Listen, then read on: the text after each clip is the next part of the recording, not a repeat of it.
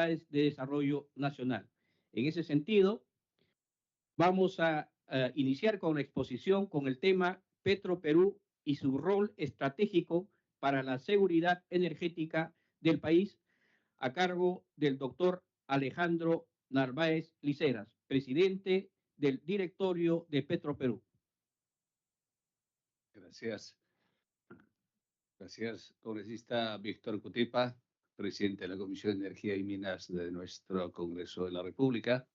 Congresista Marcos Palacios Guamán, miembro de esta comisión.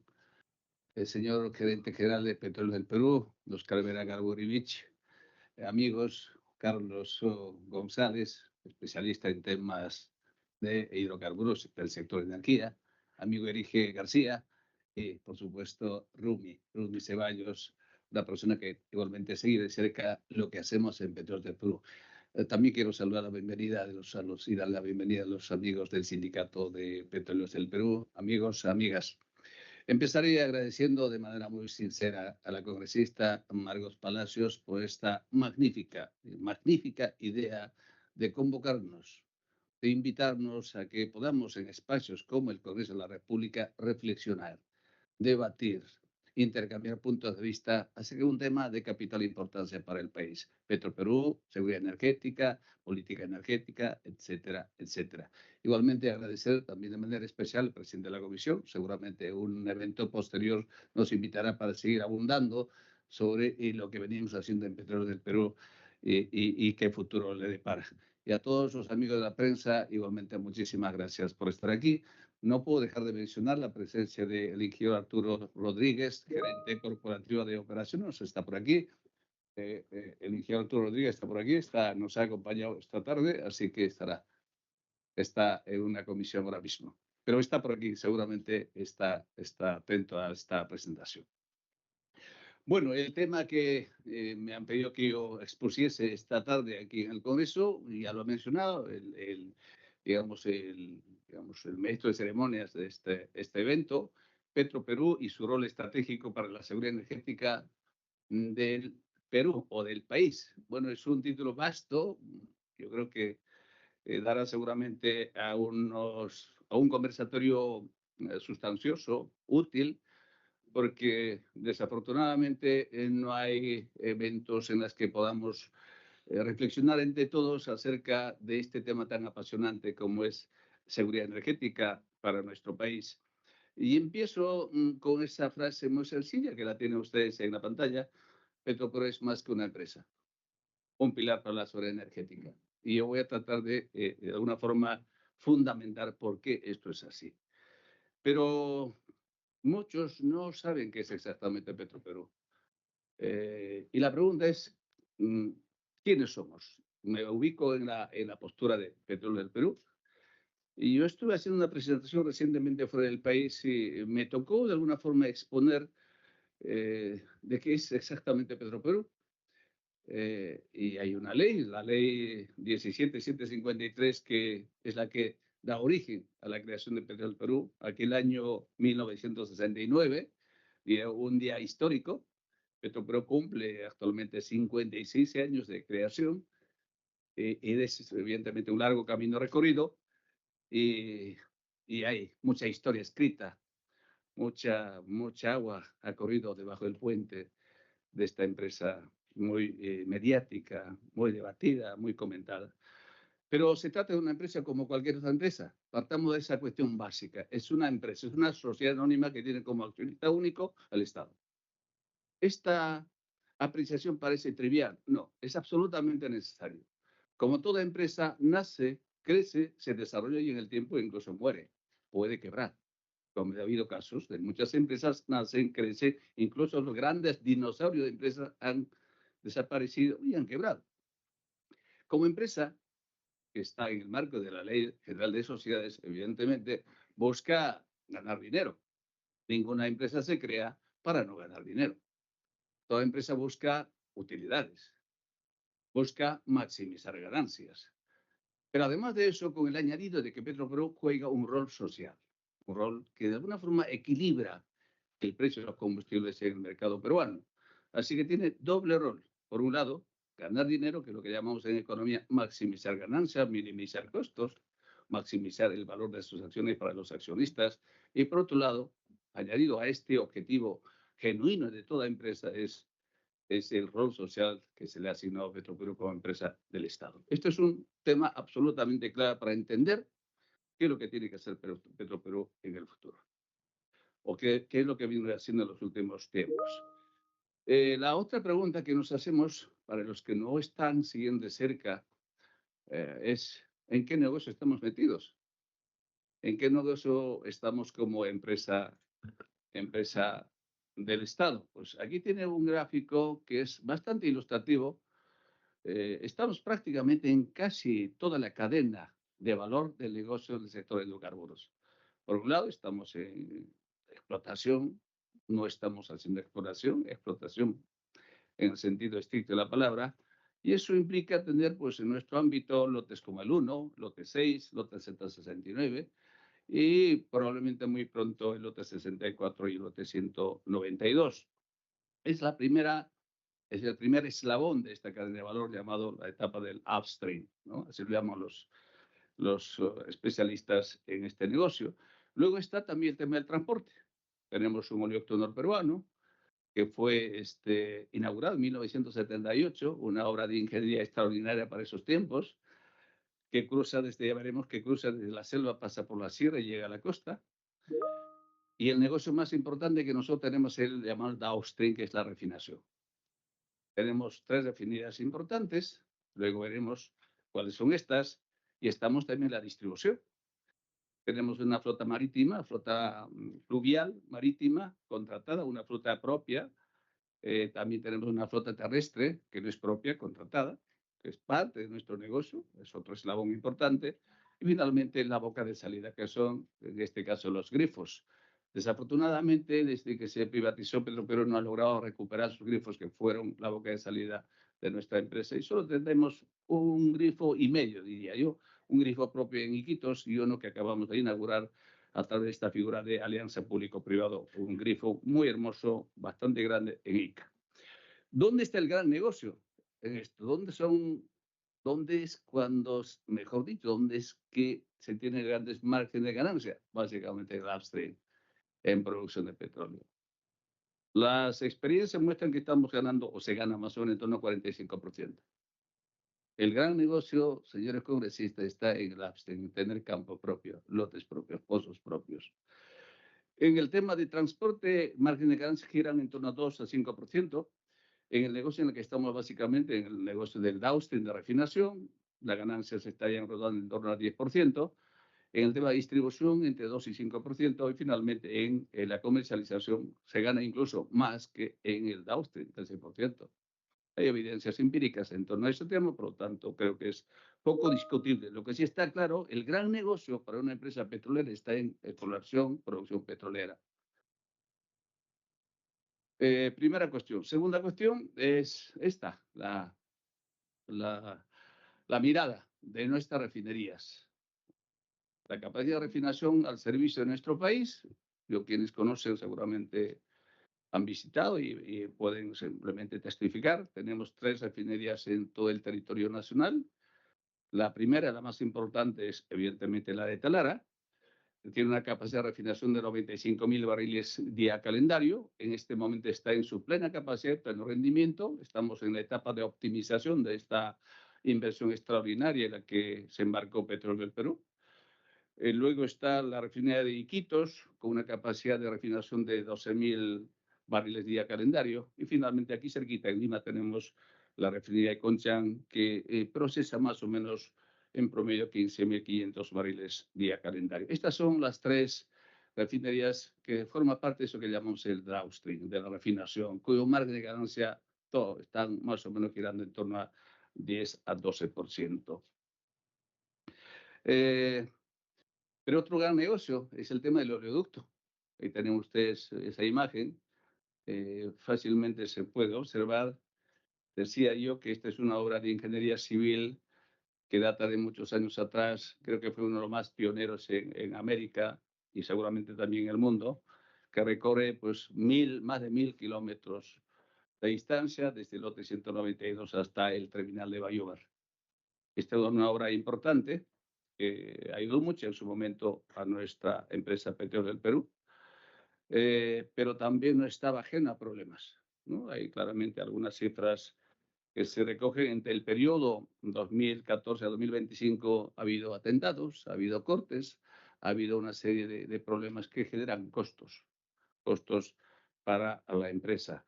Pero quizá lo más importante es estas cifras. Ya voy llegando a algunos datos que me parece importante que vayamos tomando nota.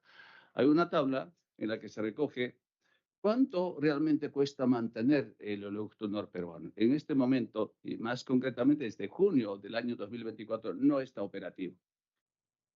No está operativo, no está transportando petróleo hacia Bayóvar, para la cual fue construida este oleoducto. El año pasado se ha destinado 127 millones de dólares para mantener operativo este oleoducto, que no es poco dinero, 127 millones 800 mil. Y se estima que este año 2025 destinaríamos más o menos 112 millones de dólares para mantener operativo este oleoducto. Estas son cifras, creo, bastante grandes que afectan fuertemente a la economía de Petroperú. Hace exactamente en septiembre del año pasado salió un decreto de urgencia 013-2024 en la que se contempla de que los gastos de este activo crítico nacional, que es el oleoducto, debieran ser asumidos por el MINEN. Y lo dice textualmente allí. Por lo tanto, este es un tema que está ahí pendiente. Esperamos que este año se honre ese compromiso, o en cualquier caso, imagino que esto lo estará evaluando el ministerio correspondiente. Pero sí que es un egreso de 112 millones de dólares al año. Eso está recogido en la contabilidad de la empresa IESUN, y eso tiene un fuerte impacto en los estados contables. Nuestra empresa está en el territorio nacional, en todos los rincones del país. Hace apenas unas semanas atrás ha habido una especie de amago de conflicto en la selva peruana, en la frontera entre Colombia, Brasil y Perú, y más concretamente un distrito, una isla, Santa Rosa, que más o menos empleamos 24 horas de viaje desde Iquitos hasta esa zona para suministrar combustibles. 24 horas. Solo puede estar allí Petroperú, ninguna otra empresa privada llega a esos lugares donde la empresa privada no puede llegar. La pregunta es por qué las empresas privadas no pueden llegar, porque simplemente no es negocio para estas empresas. Ahí tienen ustedes una imagen, esa es digamos, un grifo flotante, está en Río Amazonas, ahí está la bandera de Petroperú. Cuando la presidenta de la República visitó, ya estábamos nosotros allí presentes atendiendo a los peruanos que habitan en esa isla llamada Isla Santa Rosa, que fue creada como distrito apenas hace un par de meses atrás, exactamente en julio pasado. Petroperú está en todo el territorio nacional. Pero hay un grafiquito que está un poco a la izquierda, es un mapa que tiene dos grandes colores, es medio amarillo, es la zona de la selva. ¿Por qué esta imagen los presento así? Porque hay que explicar de que desde el año 2015 hay una ley, viene mucho más atrás, luego también explico. La selva tiene una ley, la Ley de Promoción a la Inversión en la Amazonía. ¿Y eso qué implica? Eso significa que todo lo que nosotros comercializamos, todo lo que nosotros vendemos en la selva peruana, facturamos sin incorporar el IGB. Ese 18% que normalmente se factura cuando se comercializa fuera de la selva peruana. ¿Y cuánto representa esto en dinero? Y esto es un tema que todos debiéramos conocer. Miren ustedes este gráfico. La ley de promoción a la inversión en la Amazonía, exactamente es la 27037, que se dio en el año 1999. Esta ley se modificó posteriormente, y más concretamente en octubre, si mal no recuerdo, en octubre del año 2015, y que esa ley exoneraba la repercusión del IGB en la Amazonía peruana. Y solamente he tomado el dato en este gráfico puntual, la evolución de las ventas mensuales sin IGB y lo que representa el IGB no facturado a los clientes que consumen combustibles que nosotros vendemos en toda la Amazonía peruana. Mire, a julio, solo, esto es una información mensualizada, 294 millones de soles es la venta exonerada del IGB, solo en julio. Y el IGB no facturado, no repercutido de lo que nosotros soportamos a nuestros proveedores, asciende a 53 millones, solo un mes. Esto mensualizado. Si nosotros nos fijamos en este cuadro, esto es un cuadro lapidario. Poca gente conoce, entonces habría que buscar un poco las causas de por qué Petroperú tiene problemas de caja. Hay que decir que Petroperú no es una ONG, no es una fundación, es una empresa, como decía al principio, que busca maximizar ganancias. Miren, este es el histórico. Desde octubre de 2015, que cuando se cambia la ley anterior, ya se dice que, bueno, pues había que dejar de facturar con IGB en la selva peruana. ¿Y cuánto representa eso de facturar sin el IGB incluido el consumo de combustible de la Amazonía? Miren, desde el año exactamente octubre-diciembre de 2015, 283 millones, sin factura 51 millones y en dólares 14 millones. Vamos a sumar el monto total y sumamos hasta, digamos, enero-julio, que es la información más fresca que tenemos. En total suman 3.823 millones de soles que no se ha recuperado el IGB que nosotros soportamos a nuestros proveedores. Eso en dólares, ¿cuánto representa? 1.080 millones de dólares. Ese dinero no se ha recuperado. Sería bueno que los congresistas tomasen nota. Nosotros tenemos una iniciativa legislativa que estamos trabajando para que esta ley sea revisada. No puede sobrevivir una empresa con este nivel de ingreso que se está dejando de recaudar. 1.080 millones de dólares no se recauda por concepto de IGB en el periodo 2015-2025 o julio 2025. Ahí tienen las cifras, las fuentes están muy claramente defendibles. Pero no solamente que hay el tema, es que tenemos el crédito fiscal que asciende a 4.921 millones de soles. Eso representa más o menos en dólares 1.500 millones de dólares de crédito fiscal. ¿Qué significa crédito fiscal? Pues es un dinero que nosotros hemos pagado al Estado y hasta ahora no lo podemos recuperar. Pero es un monto demasiadamente grande que nos permita, digamos, compensar con el IGB repercutido el soportado. Repito, estamos hablando de 1.500 millones de dólares, 4.900 millones de soles. Estas son cifras realmente bastante grandes que se compone de ese crédito fiscal por IGB de la ley de Amazonía y el régimen de recuperación anticipada que dio lugar a la construcción de la nueva refinería de Talara. Pero además tiene unas pequeñas deudas, unas pequeñas arrugas el Estado con Petroperú. Decía que Perú es una empresa que busca maximizar ganancias, como todo el mundo. Tiene que tener utilidad para sobrevivir. Si no tiene utilidad, la empresa simplemente declina, quiebra, desaparece. Fondo de estabilización, 110 millones, hasta ahora no ha sido repuesto, y 1 millón de soles por impuesto al rodaje. En total, 111 millones. Esto es cifras reportadas a junio de este año. Pero otro de los elementos que afectó muchísimo al largo caminar de Petroperú es la alta rotación de los presidentes del directorio. Desafortunadamente está la historia de cuántos presidentes pasaron por Petroperú desde el año 2014 hasta la fecha. 14 presidentes. Y muchos entraron por la puerta grande y salieron por la puerta falsa. La mayoría, diría yo. Esa alta rotación tiene un impacto muy negativo en el día a día de nuestro negocio. Nosotros estamos, la actual administración está desde el 8 de noviembre del año 2024 pues hasta la fecha. Pues esto es un impacto muy fuerte. Aquí está un poco la historia de quiénes han sido los que tomaron decisiones que impactaron negativamente en las cuentas de Petróleos del Perú. Cuando asumimos la dirección de la empresa aquel 8 de noviembre del año 2024, gracias a la confianza depositada por la Presidenta de la República, después de haber hecho un diagnóstico precoz, rápido, a la empresa encontramos una serie de problemas, sobre todo financieros, y una pérdida acumulada de 870 millones de dólares solo en el año 2000 hasta octubre del año 2024 y una pérdida proyectada para el año pasado de 1.030 millones de dólares. Tomamos una serie de medidas en ese momento y estas son, entre otras, las acciones que se puso en marcha rápidamente. Una primera tarea nuestra fue estabilizar nuestras refinerías y la hemos conseguido en este momento, con una serie de objetivos. Luego está la reducción de costos y gastos. Aparece el decreto de urgencia 013 en septiembre del año pasado, que nos obligaba de que hay que reducir 30% de costos y gastos.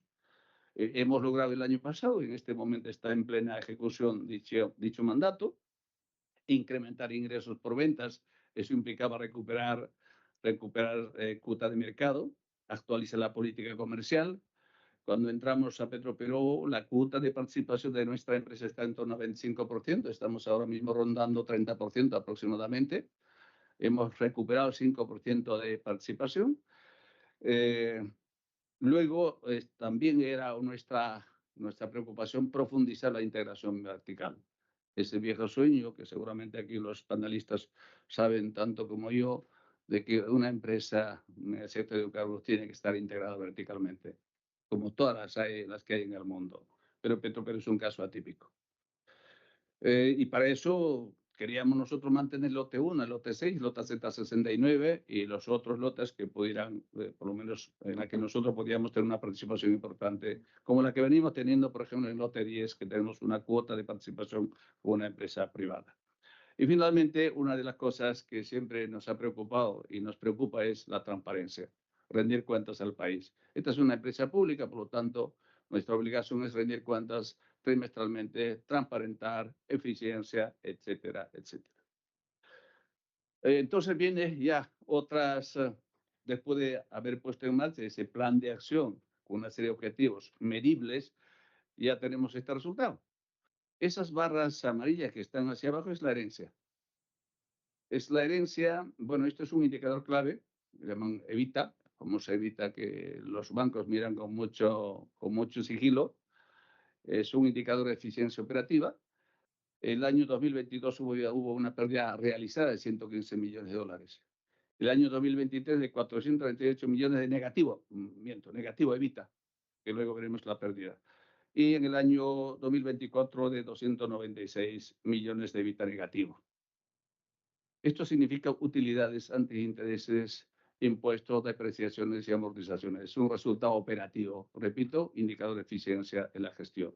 Y luego ya nos estamos proyectando para este año 2025 un EBITDA positivo de 113 millones y para los años que vienen seguramente nos irá mejor y la proyección es claramente positiva. Esas barras verdes tienen más o menos ese horizonte. Tenemos un plan quinquenal hasta el año 2030 y esperamos que eso siga en esa tendencia. Entonces los resultados fueron estos. Estas barras rojas largas no son más que las pérdidas que nosotros heredamos, la administración actual. Ya decía, en 2022 hay una pérdida neta de 271 millones de dólares. El año 2023, de 1.064 millones de dólares. Y cerramos el año 2024, el año pasado, después de noviembre y diciembre que estuvimos, ajustamos esa pérdida proyectada de 1.030 millones de dólares a 774 millones. La medida que tomamos permitió ahorrar al Estado más o menos 250 millones de dólares. Y si sumamos estas pérdidas, estamos hablando de casi 2.000 millones de pérdidas. Es decir, encontramos una empresa enferma, diría yo, muy enferma. Y bueno, nos planteamos de por lo menos empatar el partido y estabilizar la empresa. Y por eso este año seguramente no lograremos resultados en azul, pero por lo menos la pérdida acumulada debiera estar girando en torno a 290 millones de dólares. Y luego a partir del año 2026 la tendencia o los resultados serían claramente positivas. Todo dependerá cómo se vaya manejando en el futuro y las decisiones que se vaya tomando en la dirección de la empresa. Este es un poco el panorama, en números claros. ¿Cómo llegaríamos a esos buenos resultados? Pues bueno, estamos abriendo nuevos caminos. Estamos explorando mercados externos. Y aquí tienen ustedes, miren, ¿qué se exportaba antes? Hasta el año 2024 se exportaba básicamente residual y a precios muy baratos. Ahora, ¿qué exportamos? Gasolina de alto octanaje, exportamos asfalto, exportamos turbo para aviones, exportamos SIFO, exportamos ácido sulfúrico. ¿Pero a dónde exportamos? Fíjense, esto es un cambio radical en la forma de gestionar la empresa. ¿A dónde exportamos? Exportamos, por ejemplo, en este caso a Brasil, IFO, a Manaus. Ya hemos hecho varios despachos, eso para nosotros realmente es una enorme satisfacción, al equipo técnico de profesionales que trabajan. Hemos enviado Turbo el 5 de agosto a Ecuador, tenemos una relación muy intensa con Petroecuador. Luego a Estados Unidos hemos enviado gasolina de alto octanaje a las Islas Vírgenes, 209.000 barriles de gasolina. Y entrar al mercado de Estados Unidos no es fácil. Luego también hicimos una operación, un hito, una compra de 1 millón de barriles de petróleo crudo, lo que antes no se hacía. Eso permite ahorrar, hacer economías. Luego exportamos a Chile ácido sulfúrico de alta pureza, exactamente 19.800 toneladas. Y acabamos de hacer un segundo envío de 6.765 toneladas. Ahora, exportar ácido sulfúrico a Chile no es tarea fácil, es un trabajo altamente especializado. Pero muy especializado. Tenemos un equipo profesional de primer nivel en Petroperú y gracias a ese esfuerzo, a ese profesionalismo, logramos hacer estos envíos a estos países. Y ahora estamos abriendo camino a Bolivia. Bolivia es el destino siguiente de nuestros productos a este país vecino. Bueno, pues dicho esto, hablamos un poquito sobre seguridad energética. Muy poquito, no les voy a cansar. Seguramente hay mucho que debatir, mucho que reflexionar. La historia es esta un poco. La historia es la línea de tiempo del concepto de seguridad energética. Este concepto evolucionó en el tiempo. Ha variado en el tiempo y el último concepto que se tiene, y de hecho lo dice la Agencia Internacional de Energía, las Naciones Unidas, la OPEP, seguridad energética hablan del sistema energético con capacidad para adaptarse a situaciones adversas. Eso que llaman resiliencia, ¿no? Nuestra seguridad energética tiene que ser resiliente, que cambie continuamente tan pronto haya un cisne negro, que sea capaz de reaccionar con velocidad ante esos eventos como los ciberataques, riesgos climáticos, el tema de conflictos geopolíticos. En este momento estamos presenciando 4 guerras potenciales. Guerra Ucrania, cerquita aquí nomás en Venezuela, que nada raro sería que estalle un conflicto de gran envergadura, seguido de cerca el convenio que acaba de firmar Rusia con Venezuela, que eso da mucha lectura. Tenemos en Medio Oriente este problema que tiene Israel con Gaza o los palestinos, por supuesto con Irán. En Taiwán tenemos la potencial guerra que también entre Taiwán y China. Es decir, son problemas geopolíticos que hacen que este sector del hidrocarburo sea un sector altamente volátil.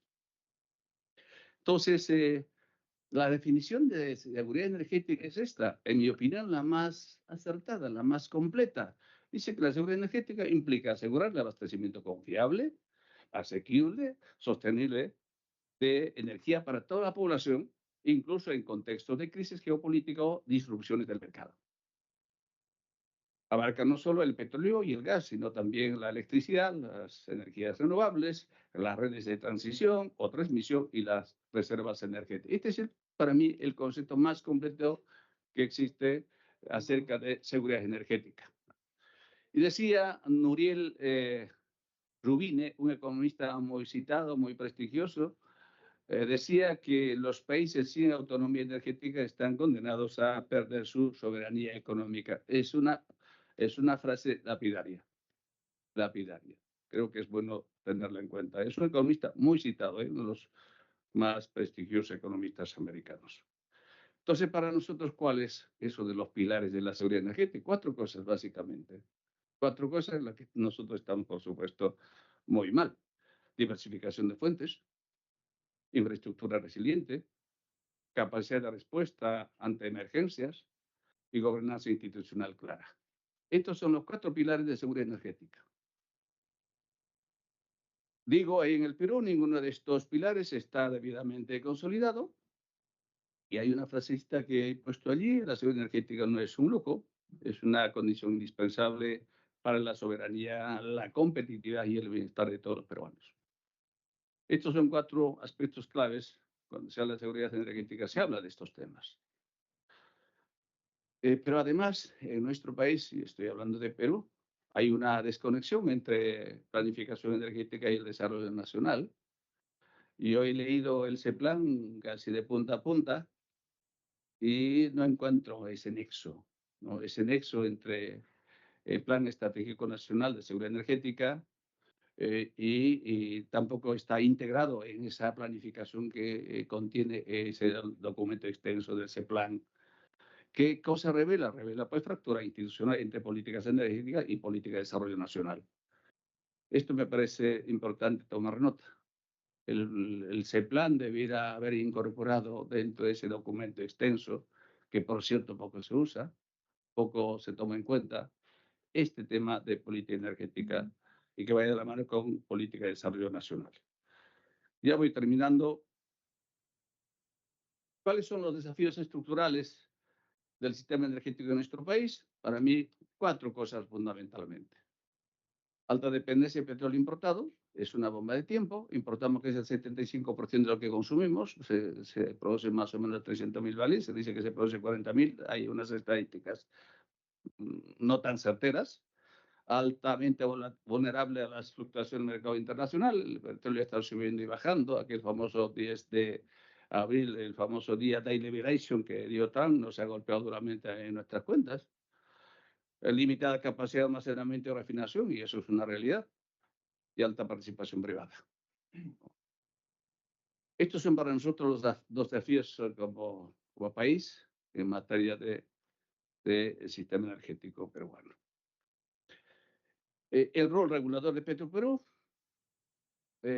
¿por qué? En nuestro país hay un mercado con presencia de grandes distribuidores privados. Competimos con empresas de liga mayor, como Valero, Repsol, Móvil, Plus Petrol. Son empresas grandes, Marathon son empresas grandes, empresas integradas verticalmente, es una competencia fuerte. La ausencia de Petroperú daría lugar a una mayor concentración oligopólica. Imagínense un escenario, un supuesto de que Petroperú desapareciese del mercado, como algunos sectores quieren, pues evidentemente habría una mayor concentración oligopólica y los precios se dispararían. Este gráfico que está al costado me parece que es importante que se tome. Mira, tengo solo ejemplos de 4 empresas comparando precios de ABA, Repsol, Primax, son datos reales, oficialistas en el mercado, versus Petroperú. Esto es lo que el taxista, el microbusero, el camionero toma en cuenta, finalmente. Supongo que es la razón de existir Petroperú. Cuando iniciaba esta presentación hablaba de 2 cosas. Ganar dinero está bien, pero al mismo tiempo tiene que tener un rol social. O sea, esto del ahorro se siente en el bolsillo de la gente. Y por eso la opinión muy positiva de la opinión pública acerca de Petroperú. Yo todos los grifos que tenemos en el país, en Lima, la gente hace cola porque es producto de buena calidad, es precio razonablemente asequible. La competencia imperfecta generaría precios más altos, menor cobertura territorial y un debilitamiento del control, en este caso estatal. La presencia de Petroperú obliga al mercado a mantener márgenes razonables y actuar con mayor transparencia como la que debiera ser. Propuesta para reforzar el rol estratégico de Petroperú, 4 cosas muy sencillas. Blindaje técnico de su gobernanza. Esa alta rotación de presidentes pues genera inestabilidad, desconfianza, inseguridad, falta de predictibilidad. Fortalecimiento de su marco logístico y de refinación necesitamos. Asociación público-privada inteligente, estamos en esa idea de ir desarrollando más, tenemos una lista de proyectos importantes que podamos trabajar con el sector privado como la que hemos hecho hace poco, la construcción de un grifo en Ica.